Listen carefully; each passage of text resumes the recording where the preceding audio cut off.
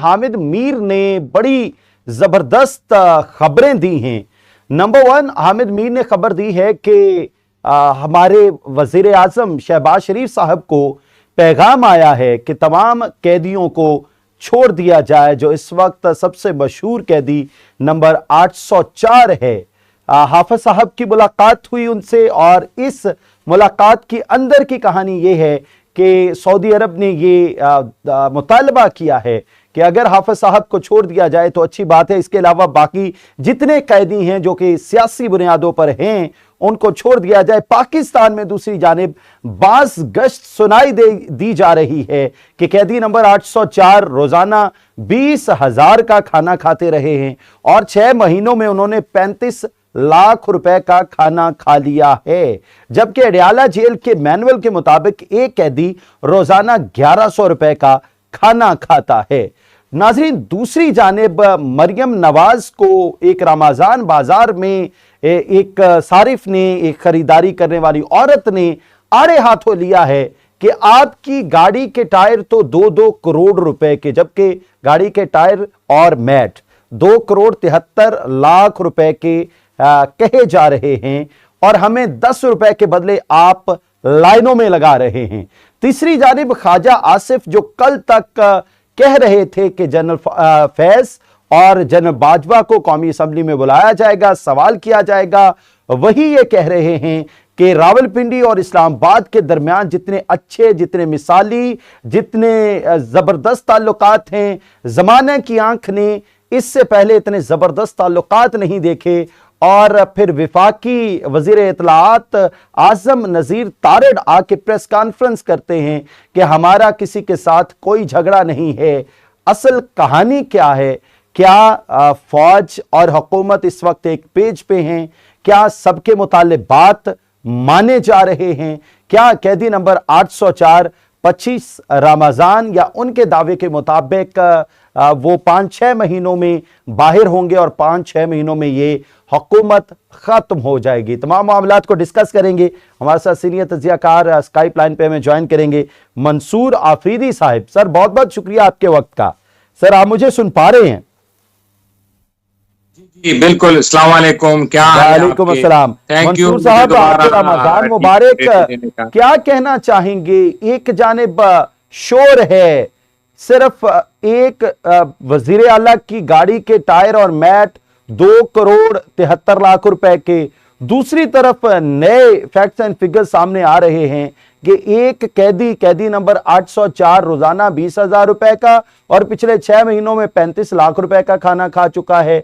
तीसरी जानिब अफसोसनाक सूरत हाल है कि 10 रुपए के एक रिलीफ के बदले अवाम को लाइनों में लगाया जा रहा है। ये सर इतना बड़ा तफावत, ये कब जाके ये खत्म होंगे?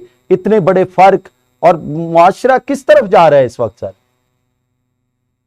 जी शुक्रिया वंस अगेन आपका। जैसे आपने अभी बजा फरमाया कि जिस तरह लैंड क्रूजर और मर्सिडीज के लिए टायर्स आ रहे हैं, करोड़ों और अरबों रुपए लगाए जा रहे हैं, और दूसरी तरफ जो बानिए चेयरमैन हैं उनकी जो मेन्यू डिश का जो बिल आया है वो भी मिलियंस में है। मैं लाखों में नहीं कहूंगा, मैं मिलियंस में कहूंगा। और तीसरी तरफ आप अवाम देखें कि अवाम का पुरसान हाल नहीं है। जो सब्सिडी भी दी जा रही है वो ऐसी दी जा रही है जैसे कोई भिखारी कौम हो। वो ऐसी दी जा रही है कि इस रियासत पे इस अवाम का हक नहीं है। इस रियासत पे इस जो इलीट तबका है, जो रूलिंग इलीट है, सिर्फ इनके हकूक हैं। उनके लिए खाने भी आ रहे हैं, उनके लिए जेलों में एसी भी लगे हुए हैं, उनके लिए गाड़ियों की, सरकारी गाड़ियों के लिए टायर भी आ रहे हैं, उनके घरों के लिए उनके एक घर के बजाय 5-5 घर कैंप ऑफिस होते हैं। और आपको वजह पता है कि जब कैंप ऑफिस हो तो उस पे सारा खर्चा सरकार का होता है, तो उनके लिए तो सब कुछ है। नहीं है तो इसमें इस गरीब आवाम के लिए कुछ नहीं है इस रियासत पाकिस्तान में।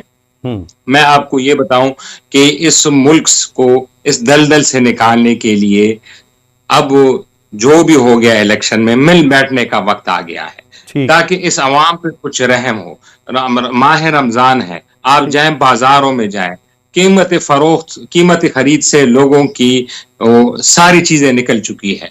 अब वो किलो किलो से निकल के पाव पाव खालिद मंसूर पकौड़ों पे आ अफरीदी गए। साहब, ये कहा जा रहा है कि ये जो 35 लाख रुपए का खाना इमरान खान साहब के सर डाला जा रहा है, ये गलत है।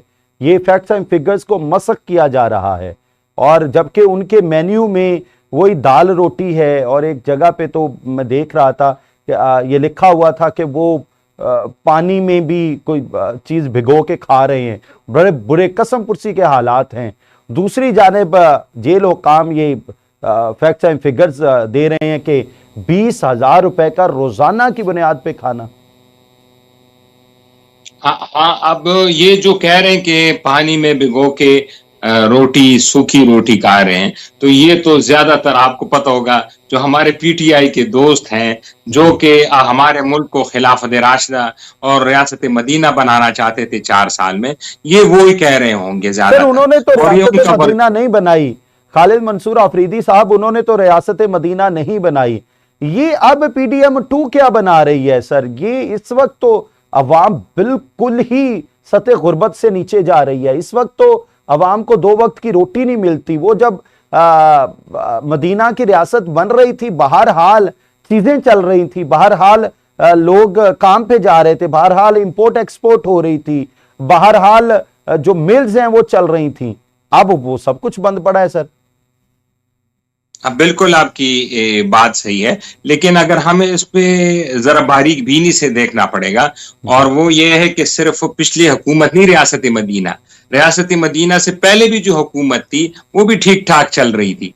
वो पाकिस्तान के 20 अरब डॉलर के ज़खायर थे, हम ग्रोथ रेट कोई 6% 7% पे कर रहे थे, और जो फॉरेन डेट था वो भी इतना नहीं बढ़ा था। लोड शेडिंग का खात्मा हो गया था, वॉर ऑन टेरर को बड़ी कामयाबी से हमारे दारों ने लड़ा और दहशतगर्दों को शिकस्त दी, वो भी सब कुछ हो गया था। लेकिन उसके बाद आपको पता है कि एक अदालती कू उसको कहा जाएगा, कि एक अदालत के जरिए एक इलेक्टेड वजीर आजम को फारिग किया गया और हुकूमत से निकाला गया, और फिर बदकिस्मती से दोबारा जो पीटीआई की हुकूमत थी उसके साथ भी यही हुआ, और उसको भी इसी तरह निकाला। तो कोई वजीर आजम 5 साल पूरे नहीं कर पाया। तो अगर कोई वजीर आजम 5 साल नहीं पूरे करेगा, आप 75 साल में, कितनी शर्मिंदगी की बात है कि हमारे पड़ोस में मुल्क है, वो एक ही वजीर आजम 10 साल पूरा कर, उससे पहले भी जो वजीर आजम तो उसने भी 10 साल पूरे गए, वो कहां से कहां पहुंच गए। उनके हामिद मीर ने खबर दी है कि सऊदी अरब की जानिब से डिमांड आई है कि जितने कैदी हैं उनको छोड़ दिया जाए। मुलाकात हुई है आर्मी चीफ की, और उनके जरिए पैगाम पहुंचा है पाकिस्तान में। सर, खबर में कोई सदाकत, और इस खबर का कितना असर होगा पाकिस्तान की पॉलिटिक्स पर? जो हामिद मीर साहब ने खबर दी है उसमें वो तो बेहतर तो वही बता सकते हैं, या जो सोर्सेज है, या फ्रॉम द हॉर्सेज माउथ, वही बता सकते हैं कि इसमें कितनी सदाकत है। लेकिन इसके जो डॉट्स अगर हम मिला लें तो इसमें सदाकत लगती है। अगर सऊदी अरब कह रहा है ना कि सऊदी अरब के कह रहे हैं कि कैदियों को छोड़ा जाए, तो इसका मतलब है कि मुफाहमत होगी, और अगर सऊदी अरब की तरफ से इशारा है तो इसका मतलब ये नहीं है कि मुफाहमत हो के बानी चेयरमैन पीटीआई जो है वो इधर पाकिस्तान में आजाद पे रहेंगे। इसका मतलब है कि वो मियां साहब पार्ट 2 बन जाएंगे और वो सऊदी अरब जाएंगे। अभी काफी जराए ये भी बता रहे हैं कि जो मसला फंसा हुआ है, क्योंकि उनका दावा है कि वो यूके और यूरोपियन किसी मुल्क जाना चाहते हैं, लेकिन जो हमारे मुक़द्दर जाना चाहते हैं, इमरान खान जाना चाहते हैं। जी, जिस तरह आपने हामिद मीर साहब का कहा कि सऊदी अरब ने कहा कैदियों को छोड़ें, तो उनको बाकी कैदियों से तो कोई गरज नहीं है ना। वो तो जरदारी साहब ने वैसे ही अभी ऐलान कर दिया, 1 घंटा पहले खबर चली कि कैदियों को 90 दिन की छूट दे दी गई सजाओं में। वो तो बेचारे एक कैदी के लिए सऊदी अरब कहाँ बात करेगा, जो गरीब कैदी है। असल कैदी तो यही है जो उनके लिए मायने रखते हैं, वो मियां नवाज शरीफ साहब। सर इसको जरा कंफर्म कर दीजिए, एलैबोरेट कर दीजिए। क्या आप कह रहे हैं कि बानी चेयरमैन पाकिस्तान तहरीके इंसाफ ये चाह रहे हैं कि उन्हें वो डील कर लें और उनको भेज दिया जाए यूके, या कहां भेज दिया जाए? सऊदी अरब वो नहीं जाएंगे, आप ये कह रहे हैं? कोई कंफर्म खबर तो कहीं पे नहीं आए जिसको हम ऑफिशियल वर्डिक्ट कह सके, लेकिन मैं कह रहा हूं ना आपको कि अगर हम डॉट्स मिलाएं, डॉट्स ये है कि हामिद मीर साहब ने जो इतनी बड़ी बात की है तो उसके पीछे कोई चीजें कार्य फरमा होंगी। अच्छा, हामिद मीर ने एक और खबर दी है सर, हामिद मीर साहब ने एक और खबर दी है कि अडियाला जेल में पाकिस्तान तहरीके इंसाफ के कुछ दोस्त इमरान खान साहब के लिए डील लेके पहुंचे। इमरान खान ने वहां अच्छा लितर-पोला किया उनका और उन्हें यह कह के वापस भेज दिया कि तुम मुझे नवाज शरीफ समझते हो, मेरी लाश तो यहां से जा सकती है लेकिन मैं कोई डील नहीं करूंगा। यह भी हामिद मीर साहब की खबर है। अब बात तो सही है, लेकिन आप देखेंगे ना कि 5 साल 3 साल किसी भी पॉलिटिकल प्रिजनर के लिए मुल्क के अंदर रहना, जेल के अंदर रहना, उसके लिए भी मसला है और खुद वो पॉलिटिकल सिस्टम के लिए भी मसला है।